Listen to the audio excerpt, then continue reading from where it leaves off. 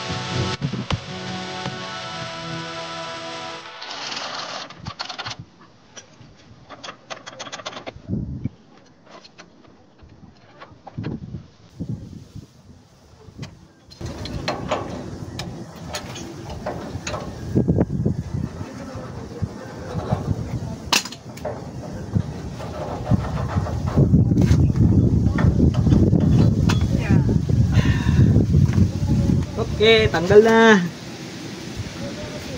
Lagyan natin goma rito, paikot. Interior. Paspan dito.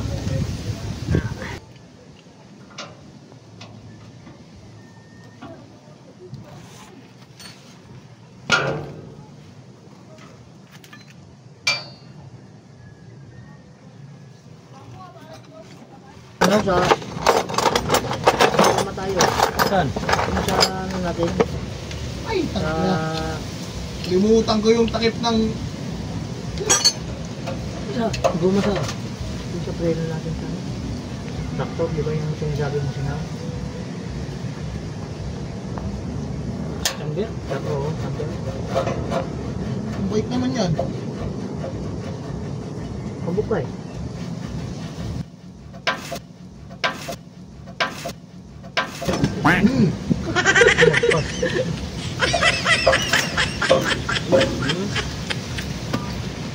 Ito, kailangan mo to sabunin, pre.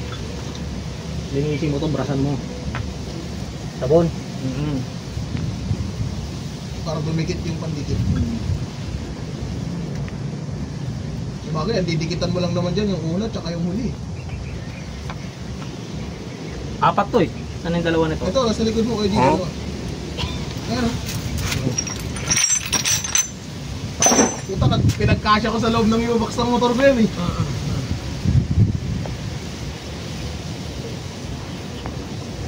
Sumabit na naman sa tulgi itong chassis Saan na banda? to. Tulgi baki.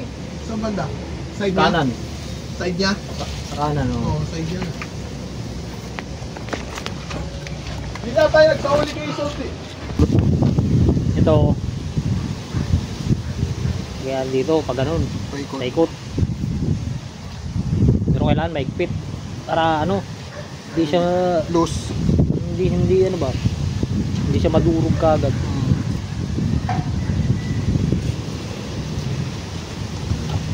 Ganun siya. Tingnan natin yung pandikit muna. Super pandikit. Next 2,000.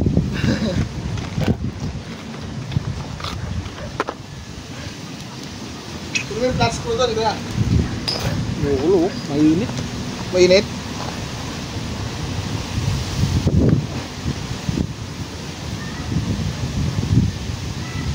Malapot mo, hindi yung malabnaw na ano.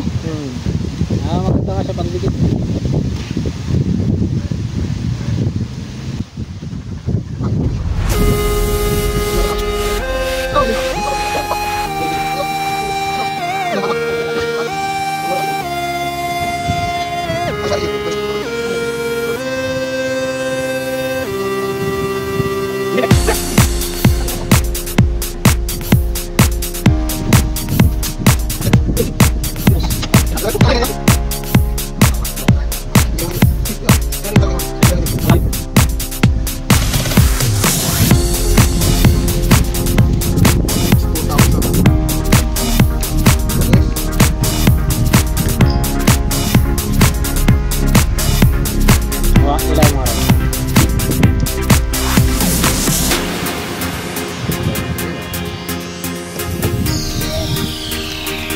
Pandikit.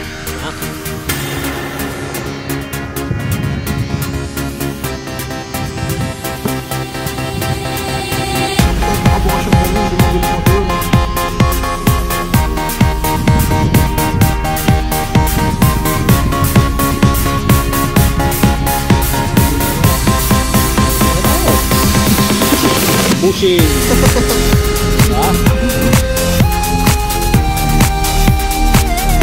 Matigas! Matigas! Tigas nga! Matigas, no? Diba? Langis lang yan. Matigas!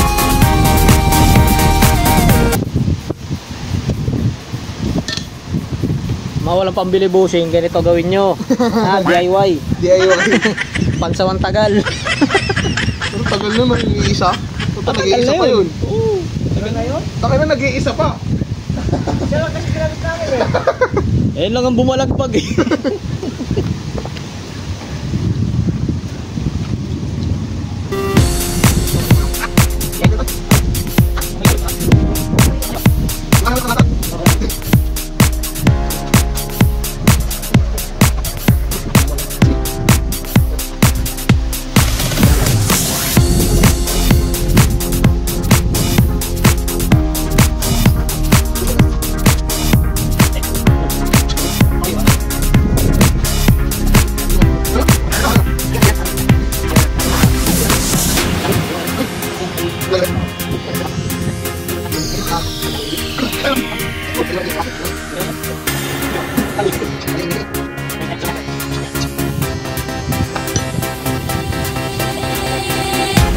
Kamayin mo nga lang yan eh. Ayan ang mga guys. Cellphone ko dumidilim eh. Wala kami budget. Ito ngayon ang ginawa namin. Pang samantala. Pasok kagad, oh. Oh? Kahit di mo napukpukin eh. Lagyan mo wala langis. Yan. Parang ano lang yan eh. Kailangan Lubricant. lubricant muna.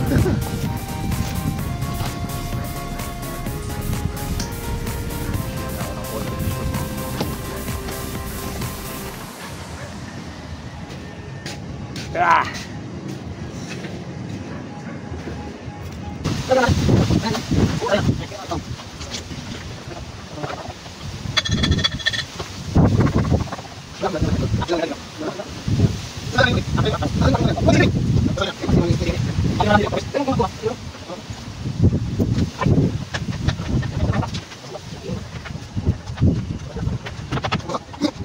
Oh, bushing na. Bushing. Oh. Bushing.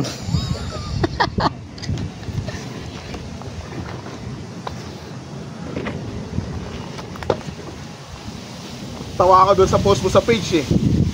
allergic sa Dea. Punta na, tapos nakita ko picture ni Ino.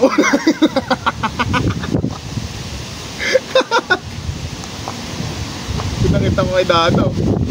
Tawag din siya eh.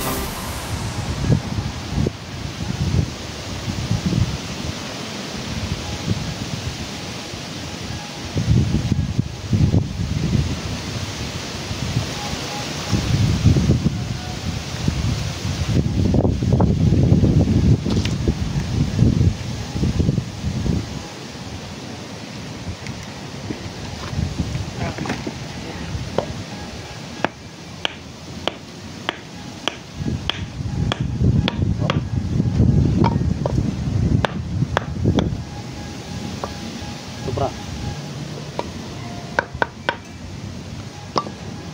Hindi ba?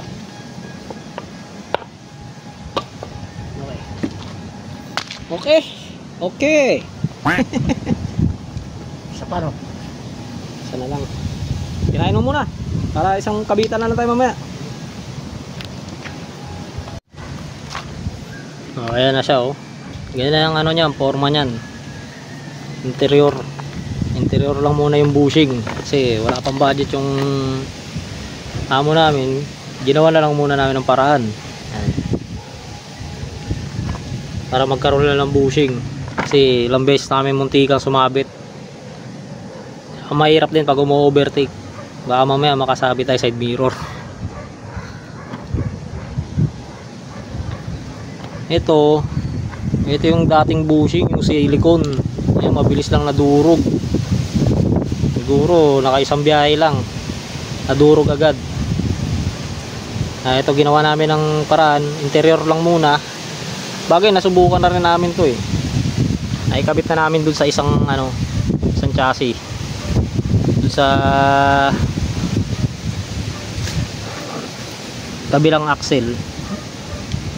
Pinakadulong axle naikabit na namin.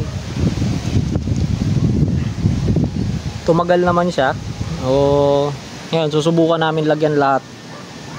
Siguro umabot din ng 6 na buwan yung kinabit namin dyan na chassis nyan. Ito na lang muna. Ayan.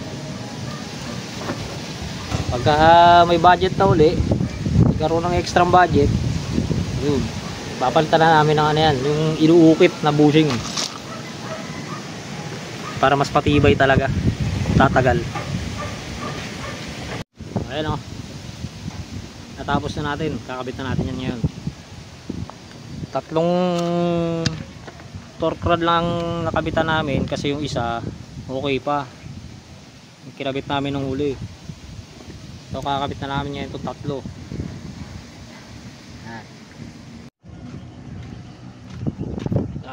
Kasi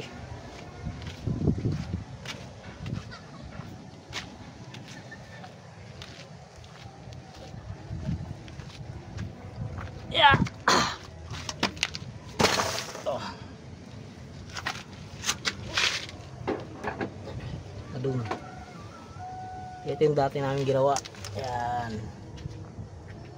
Okay pa naman yan. Kaya hindi namin sinama. Ito yung kapares. Kakabit na. Kabit natin.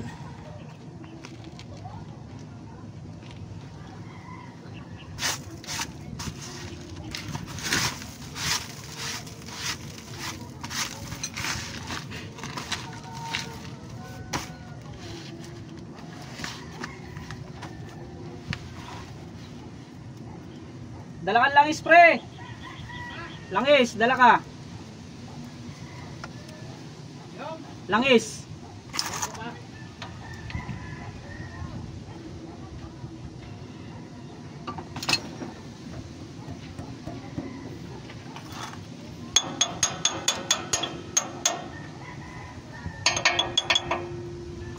Ano?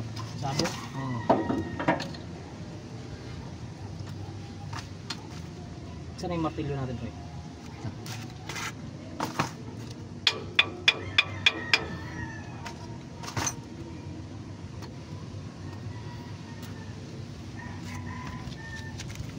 Oh, maanguha mo dyan.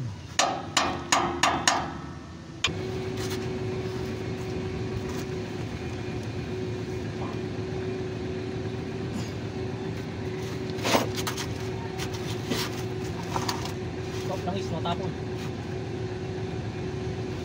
Malayo naman sa gulong yung cellphone ko, di ba? Layo. Yan mo, ako sentro ha. Ah.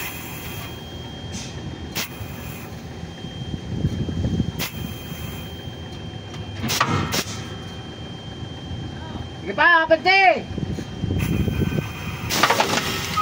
Sige! Sige pa!